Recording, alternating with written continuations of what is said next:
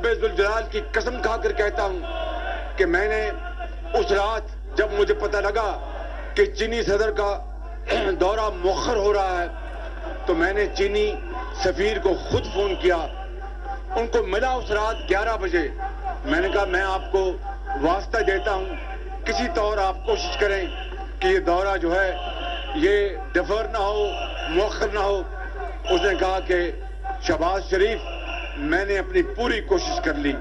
मगर हमने ये भी कहा था, मुझे ये मैं आपको बिल्कुल बला खौफ तरदीद कहता हूं, हमें ये पता लगा कि बाज मौसर आवाजों ने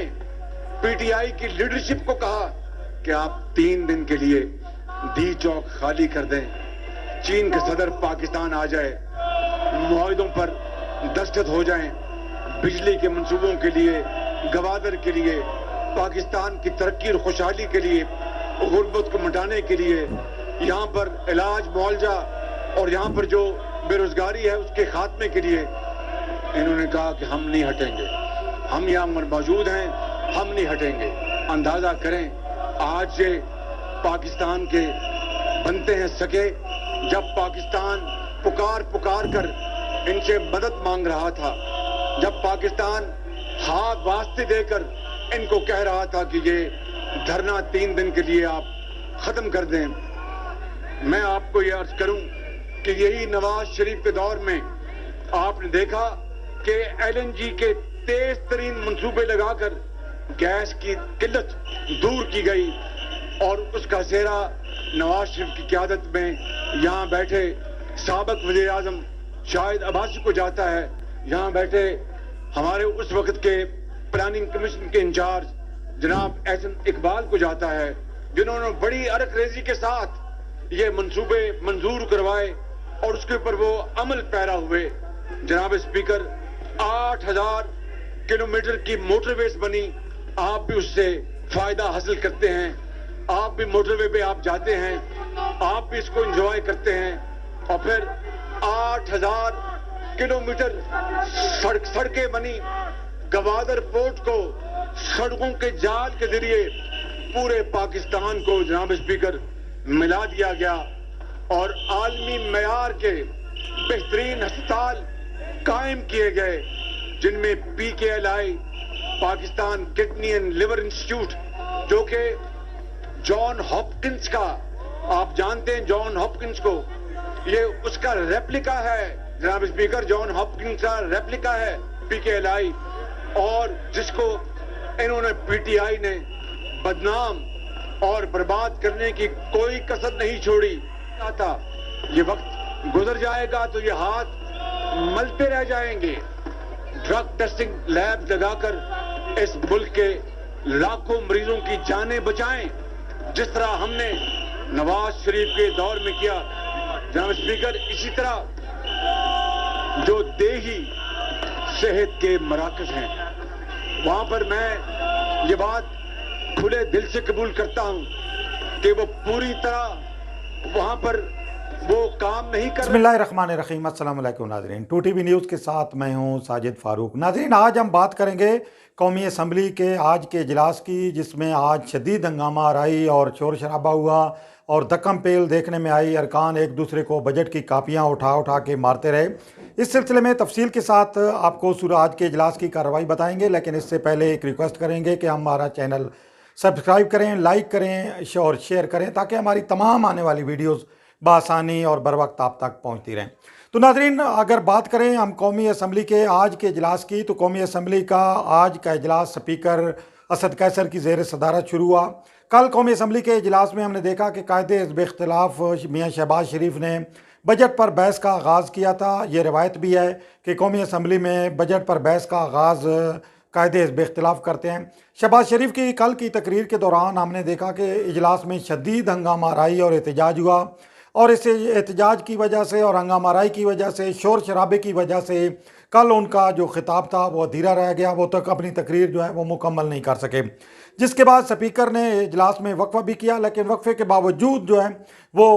ईवान में जो सूरत हाल है वो नॉर्मल नहीं हो सकी। अरकान एक दूसरे के ख़िलाफ़ मुसलसल नारेबाजी करते रहे, जिसकी वजह से स्पीकर ने इजलास फिर मुलतवी कर दिया। आज जब शाम को 4 बजे इजलास दोबारा शुरू हुआ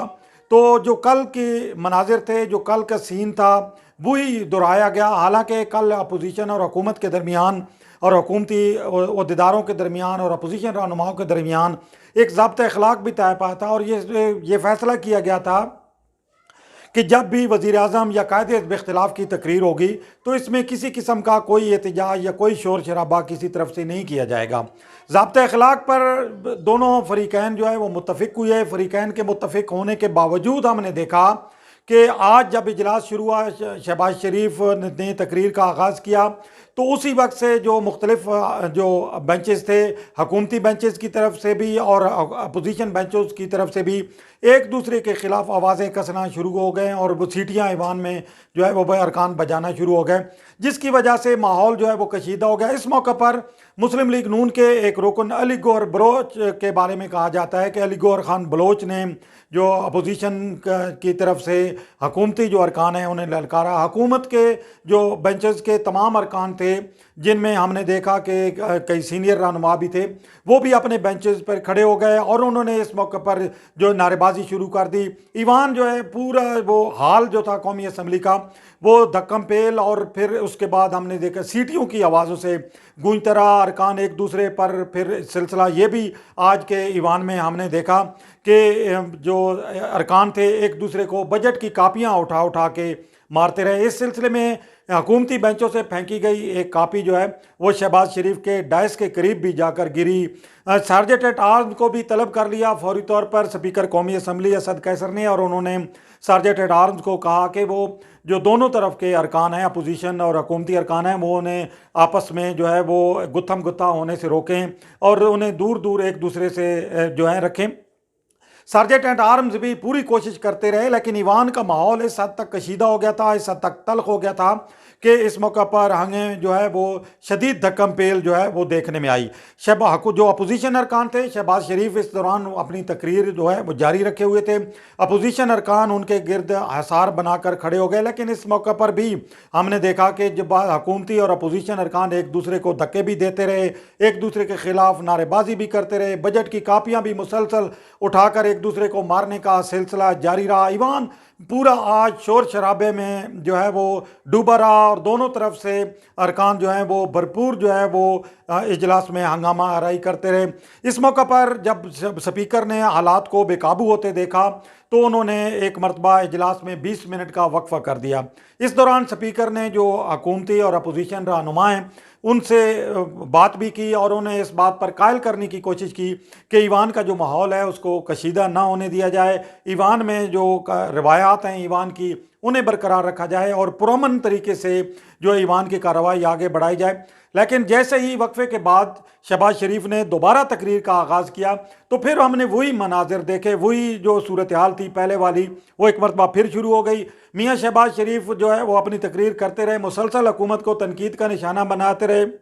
उन्होंने इस सिलसिले में मुस्लिम लीग नून की हुकूमत के जो कारनामे थे, मुस्लिम लीग नून की हुकूमत के जो इकदामात थे, माजी के जो उनके मंसूबे थे, वो एक एक करके वो जो है वो गिनवाते रहे। स्पीकर कौमी असम्बली इस दौरान बार बार मुदाखलत करते रहे कि जो हुकूमती और अपोजिशन अरकान हैं वो नारेबाजी से गुरेज करें, एक दूसरे के साथ गुत्थम गुत्था ना हों, एक दूसरे के साथ जो है वो लड़ाई ना करें, एक दूसरे के खिलाफ नारेबाजी से गुरेज करें। लेकिन स्पीकर की किसी ने ना सुनी और आज का ये ईवान का जो माहौल था इंतहाई तल्ख और कशीदा रहा। सूरत हाल यहाँ तक पहुँच गई, नौबत यहाँ तक आ गई कि स्पीकर कौमी असम्बली के लिए इजलास की कार्रवाई चलाना नामुमकिन हो गया और उनके लिए मुश्किल हो गया कि वो ईवान की कार्रवाई को आगे बढ़ा सकें। इस मौका पर सेनेट का चूँकि दूसरी तरफ इजलास जारी था, वहाँ पे भी बजट पर जो है वो अरकान तकारीर कर रहे थे, तो सेनेट से भी, सेनेट सेक्रेटेरिएट से भी कहा गया कि सार्जेंट एट आर्म्स जो है जो ईवान के अंदर जो अमन अमान की सूरत हाल को बरकरार रखने के लिए जो इक़दामात करने के ज़िम्मेदार हैं उन्हें बुलाया जाए। तो इजाफी नफरी जो है वहाँ से तलब की गई सेनेट सेक्रेटेरिएट से भी कि ताकि ईवान कौमी असम्बली का जो हाल है वहाँ पे जो कशीदा सूरत हाल है उससे निपटा जा सके और अरकान को एक दूसरे से जो है वो गुत्थम गुत्था ना होने दिया जाए। तो आज जब ईवान की कार्रवाई हमने देखा, दोबारा जब सूरत हाल इंतहाई कशीदा हो गई और नौबत यहाँ तक पहुँच गई कि अरकान शायद एक दूसरे के जो है वो साथ जो है लड़ाई झगड़े पे, और इस हद तक जो है वो सूरत हाल हमने देखी कि ईवान में अरकान जो है एक दूसरे का गिरबान पकड़ने तक आ गए। तो स्पीकर ने दोबारा एक मरतबा फिर इजलास जो है वो मुलतवी कर दिया। तो आज के ये जो इजलास था, अपोजिशन लीडर की जो तकरीर है वो उसमें हमने देखा कि जो हंगामाराई थी, जो शोर शराबा था, जो अरकान की तरफ से दोनों तरफ के जो अरकान थे उनकी तरफ से जो एक हमने देखा कि हुल्लड़बाजी के जो माहौल था ईवान कौमी असम्बली का हाल, ये बड़े अरसे के बाद जो है वो नज़र आया है। और इसके जो हुकूमती अरकान हैं उनकी तरफ से ये जवाब भी पेश किया जाता रहा है और वो ये भी कहते रहे हैं कि जो अपोजिशन अरकान थे उन्होंने वज़ीर ख़जाना की तकरीर के दौरान इंतहाई ईवान का माहौल जो है ख़राब किया और उन्होंने ऐसी हुल्लड़बाजी की, नारेबाजी की, शोर शराबा किया, जिसकी वजह से वज़ीर ख़जाना की तकरीर के दौरान जो है वो उन्होंने रखना डालने की कोशिश की। तो अब ये जो ईवान की जो कौमी असम्बली की जो हम देख रहे हैं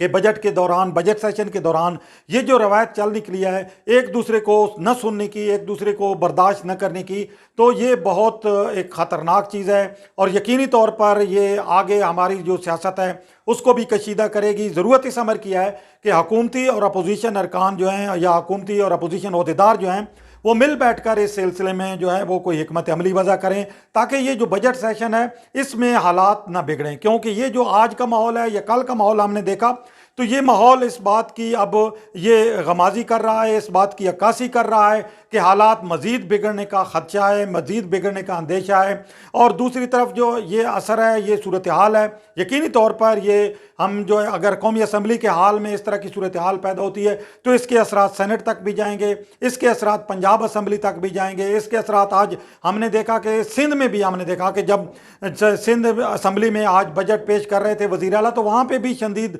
हंगामा आई हुई। तो ये जो पाकिस्तान की सियासत में ये जो चीज़ चल निकली है एक दूसरे को बर्दाश्त न करने की, एक दूसरे के ख़िलाफ़ जो है वो इल्ज़ामात की, तो ये चीज़ जो है ये बहुत गलत रवायत पड़ रही है। कौमी असम्बली के हाल में पहले बहुत कम वक्त में हमने देखा कि माजी में बहुत कम ही ऐसी सूरत हाल पेश आई, ऐसे हालात पेश आए कि जब हुकूमती और अपोजिशन अरकान की नौबत यहाँ तक पहुँच गई। लेकिन अभी जो है वो ईवान में हमने देखा कि इस वक्त स्पीकर कौमी असम्बली जो है वो हुकूमती और अपोजिशन जो बेंचेस के जो रहनुमा हैं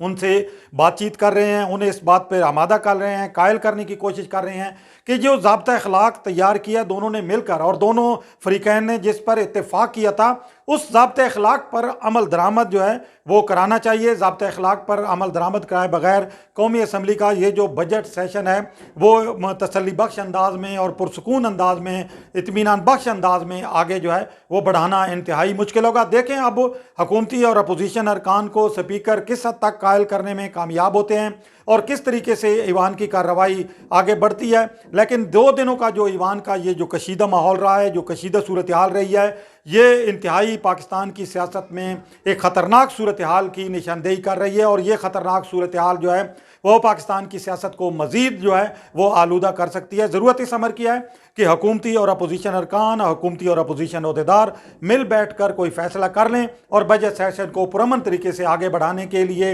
इक़दाम करें। क्योंकि पाकिस्तान की अवाम की जो नज़रें हैं वो इस बजट पर हैं और बजट से उनकी बहुत सी उम्मीदें वाबस्ता हैं। इसमें बहुत से फैसले ऐसे भी हैं जो आवाम को रिलीफ फराम करने के लिए, मुल्क की तरक्की के लिए, मुल्क की खुशहाली के लिए भी हैं। हुकूमत को और अपोजिशन को चाहिए कि इस सिलसिले में जो भी चीज़ हो, जो भी मामलात हों वो इफ़ाम व तफ़हीम से तय कर लें। क्योंकि अपोजिशन अगर हो सकता है अपोजिशन को बजट पर एतराज़ात हों तो ये एतराज़ात जो हैं वो अब जब रायशुमारी का मरहला आएगा, रायशुमारी का वक्त आएगा तो उस वक्त भी वो अब जो है वो उस वक्त अपना राय का इजहार कर सकती है। कटौती की तहरीकें अभी आएंगी, कटौती की तहरीकें पेश कर सकती है अगर उन्हें जो है वो एतराज़ात हैं मुख्तलिफ़ शोबों के लिए फ़ंड मुख्तस करने के हवाले से या दीगर जो मामलात हैं उनके हवाले से। तो हम उम्मीद करते हैं कि ये जो कौमी असम्बली का ईवान है यहाँ पे जो इसकी माजी की रवायात हैं वो बरकरार रखी जाएंगी, एक दूसरे का एहतराम किया जाएगा, कौमी असम्बली के तकद्दुस का पास किया जाएगा और तकद्दुस को पामाल करने की कोशिश नहीं की जाएगी। एक दूसरे का एहतराम ही पाकिस्तान की सियासत को जो है वो आगे बढ़ाने में मददगार साबित हो सकता है। अगर अरकान के हाथ एक दूसरे के गिरेबानों तक पहुंचेंगे तो यकीनी तौर पर ये चीज़ जो है वो मुल्क के लिए और पाकिस्तान की सियासत के लिए इंतहाई ख़तरनाक होगी। इसी के साथ अपने मेज़बान साजिद फ़ारूक को दीजिए इजाज़त। अल्लाह हाफ़िज़।